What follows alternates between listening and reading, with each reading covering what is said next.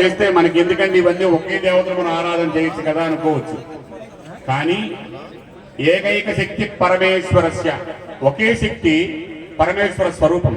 కానీ భిన్న కాలంలో అనేకమైనటువంటి కార్యముల కోసం ఒక్కొక్కసారి, ఎందుకంటే కాలు చేసిన పని చేయి చేయదు, చేయి చేసిన పని కన్ను చేయదు.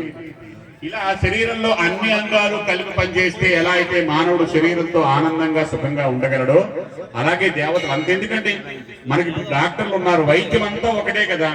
పన్నుకొకడు, ముక్కుకొకడు, చెవుకొకడు, గొంతుకొకడు, కుడి చేకొకడు, ఎడం చేకొకడు, వేలుకొకడు, ఎముకొకడు, రక్తానికొకడు, మాంసానికొకడు, మధ్యస్సుకొకడు, మేధస్సుకొకడు, పాదాలకొకడు, ఇలా ఉన్నారు కదా.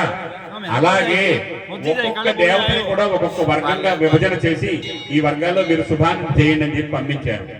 అలాగే ఈ నవదుర్గా స్వరూపం ఏం చేస్తుందంటే మనలో ఉన్న సమస్తమైన దుర్గములు ఏవైతే ఉన్నాయో, దుర్గం అంటే ఏముంది, దుర్గుణములు, వాటిని విడిచిపెట్టిన తర్వాత మనకి జయాన్ని ప్రసాదిస్తుంది. అందుకే ఆవిడ 9 రోజులు